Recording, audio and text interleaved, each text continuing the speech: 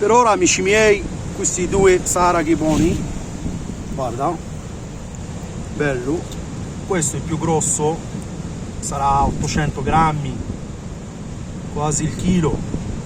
Questo sarà un mezzo chilo,